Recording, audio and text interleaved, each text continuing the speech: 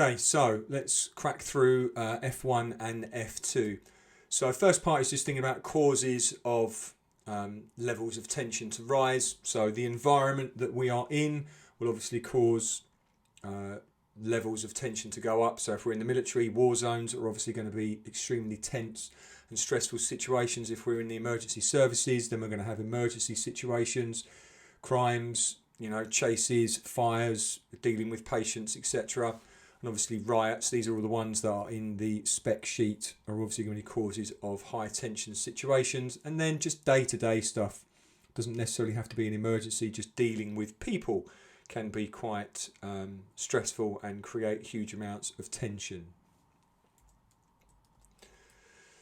Okay, so we've got to think about our behaviour and how that might be a cause of tension. All right, so we might have an emotional reaction to something, whether that be aggression, whether that be grief, whether it be fear. Something might cause us to, experience stress and experience tension. All right. It could be something that is part of us, our medical makeup. So if we've got an existing medical issue, some people have, hypertension, high blood pressure, things like this. Whether that be somebody that abuses drink, drugs, alcohol, anything like that can cause them, obviously to have issues with their health and mental health. And then obviously that is going to then have knock-on effects with levels of tension and levels of stress. Okay. So potential causes, just thinking about having an emotional reaction to something that is going to cause it. And it could be that it's something that you are predisposed to having with regards to stress and tension. Okay, so then the next part is asking us, why do situations escalate?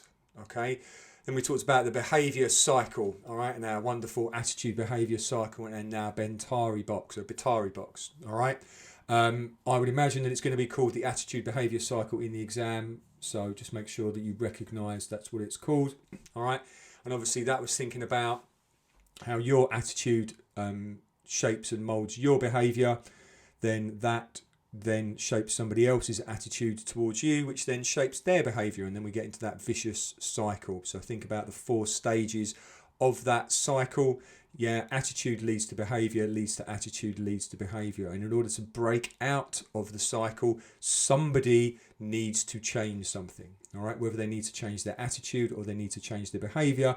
But if both parties or multiple parties aren't changing anything, you're just going to get into this spiral and this unbreakable cycle of, just tension and escalation, which we don't want. All right, and obviously confrontation, escalation. That was our wonderful thing about, how things get worse and worse and worse and worse and worse. All right. So we need to make sure that we are, trying to nip these things in the bud as soon as possible, because the longer that they go on, the more likely they're going to be to escalate and escalate and escalate. So we want to nip them in the bud. And as we just said a minute ago, thinking about attitude and behaviours, to break the cycle, somebody has to decide to change their attitude or their behaviour, because otherwise things will just escalate to a point, and we're going to go from a win-win situation where we can both walk away, not necessarily happy, but both walk away from the situation, to a win-lose situation where somebody's going to lose. Somebody might win, and I'm going to be doing my inverted commas with my fingers, if you imagine I'm talking about a win situation. And then obviously we get the mutually assured destruction in our lose-lose situation.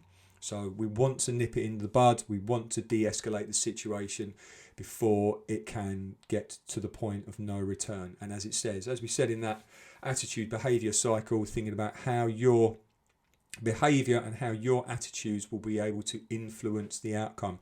All it might take is just one person to change their action, and that might change then someone's attitude, which then changes their behaviour. It could be, changing your body language. It could be changing your tone of voice. It could be something as simple as, walking away or not getting involved in a high tension situation.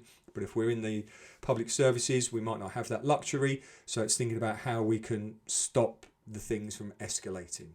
All right.